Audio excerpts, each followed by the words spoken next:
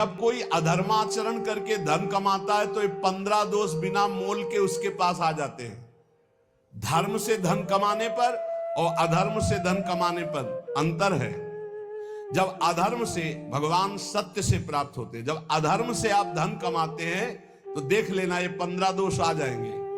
यहां वर्णन है, स्तेयम हिंसा नृतम दंभा कामः क्रोधा स्मयो मदः भेदो वैरम अविश्वासा संस्पर्धा व्यसनानि च एते पंचदशानर्था हर्थमूला मता नृणाम तस्मादनर्थमर्थाख्यम श्रेयोर्थी दूरस्त्यजेत।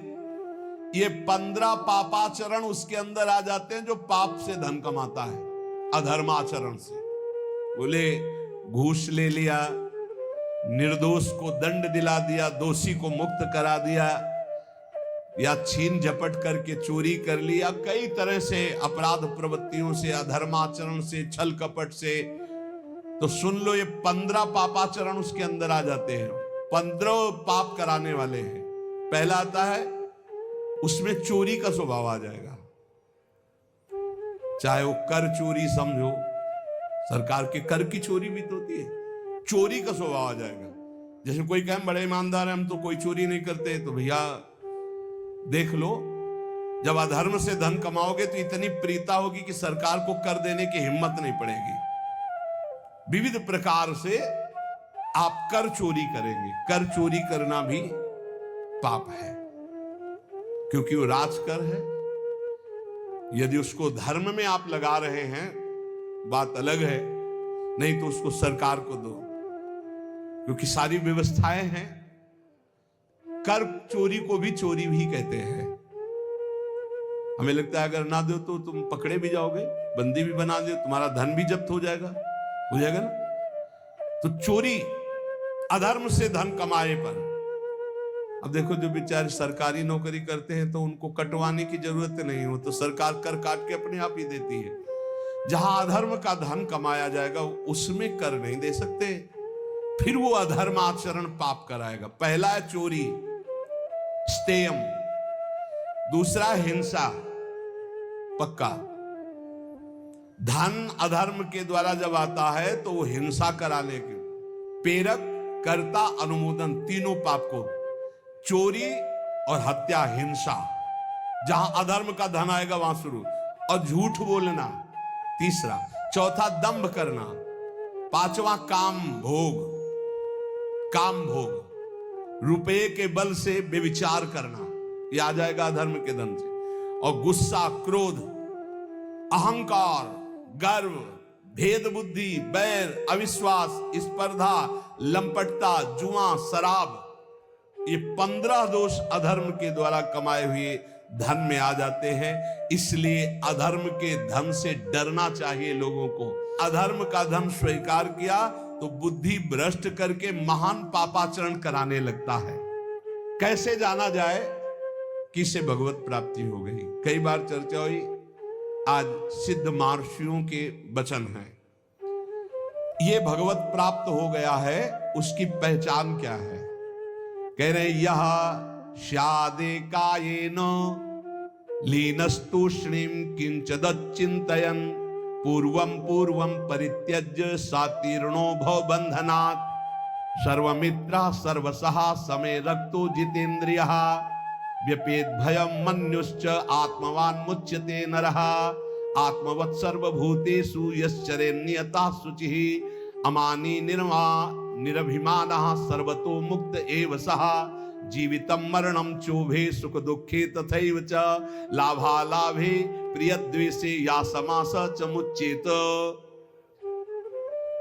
जो स्थूल शरीर और सूक्ष्म शरीर दोनों का त्याग कर चुका है, ना स्थूल शरीर की क्रियाओं से मतलब है, न सूक्ष्म शरीर के चिंतन से मतलब है। बहुत ऊंची स्थिति है।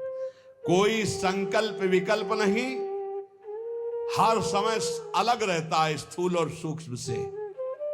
एकमात्र परमात्म स्थिति में वो संसार बंधन से मुक्त हो चुका भगवत प्राप्त महात्मा है। कैसे जानोगे ये प्रगट में? क्योंकि अंतर की स्थिति है। इसलिए बिना भगवत प्राप्त हुए भगवत प्राप्त महात्मा को नहीं जाना जा सकता। दूसरा, जिसका व्यवहार तो सबके प्रति मित्रवत होता है, पर होता किसी का नहीं है, मित्र किसी का नहीं होता हो। मित्रवत व्यवहार होता है, या वो आत्मस्वरूप अपने आप को सब जगह देखता है या अपने भगवान को सब जगह देखता है। बाहरी सांसारिक मित्रता नहीं होती। जो भारी से भारी कष्ट में भी मुस्कुरा कर रहता है, सह लेता है, शांत रहता है, ये भगवत प्राप्त महात्मा के लक्षण है। सबसे मित्रता का व्यवहार पर कोई मित्र नहीं है, सब कुछ सह लेगा चाहे जितना कष्ट आवे। ये भगवान की प्राप्ति की वृत्ति है, और उसका मन किसी भी भोग में जाता ही नहीं है। खान पान क्रियाएं सब ऐसे होंगी, लेकिन मन किसी भोग में नहीं जाता।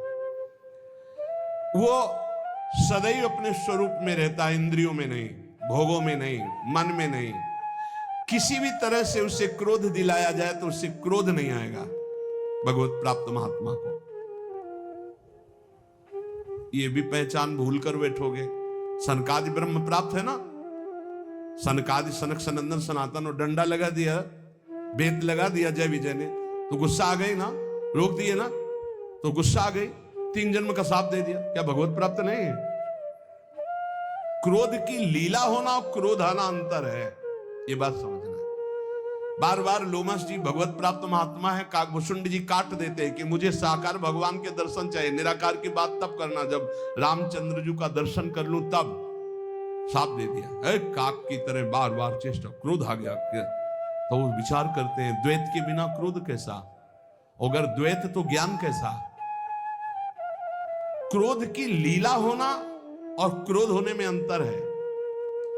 कभी भगवत प्राप्त महात्मा में क्रोध नहीं आता।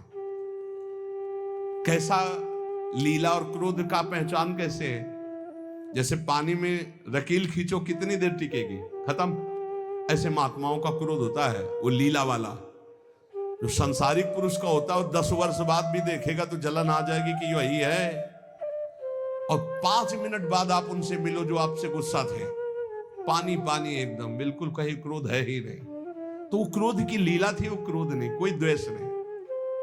तुम हृदय को जान ही नहीं सकते, हृदय को नहीं जान सकते जो भगवत प्राप्त महात्मा है। मनस्वी वो जीवन मुक्त कहा जाता है, जिसको किंचन मात्र क्रोध नहीं होता, किंचन मात्र किसी सबसे मित्रता पर मित्रता नहीं है, सबसे मित्रता है पर मित्रता नहीं है, सब कुछ सह लेता है, उसका मन किसी भोग में जाता ही नहीं, वो सदैव पवित्र रहता है। समस्त भूतों के प्रति अपने ही समान वर्ताव करता है। व्यवहार भूतों का मतलब प्राणियों का होता, भूत मत समझ लेना।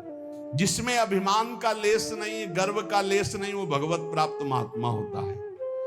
जिसको जीने और मरने में समान भाव हो चुका है, सुख दुख में समान भाव हो चुका है, लाभ हानि में समान भाव हो चुका है, प्रिय अप्रिय में समान भाव हो चुका है, वही जीवन मुक्त महापुरुष है।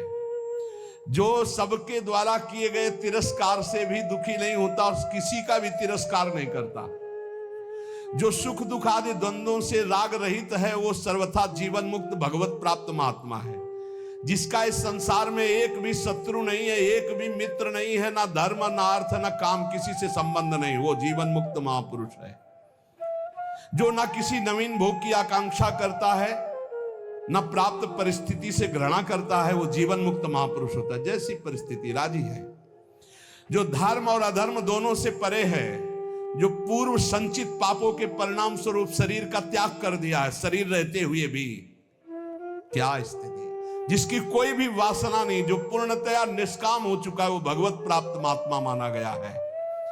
जिसके हृदय में कभी किसी के प्रति दोष दृष्टि नहीं होती, जो अनित्य जन्म मृत्यु को देखता रहता है, जन्म भी अनित्य है, मृत्यु भी अनित्य है, और जरा आदि दोष भी अनित्य है, वो भगवत प्राप्त महात्मा है। इसलिए भगवत प्राप्ति के लिए जोर कसो, खूब नाम जप करो, भगवत चरित्र सुनो और डर हटा दो। कोई डर तुम्हारे अंदर नहीं रहेगा यदि नाम रूपी अंगरक्षक हमारे पास है, हर समय नाम। इसलिए खूब नाम जप करो, निर्भय रहो, स्वस्थ शरीर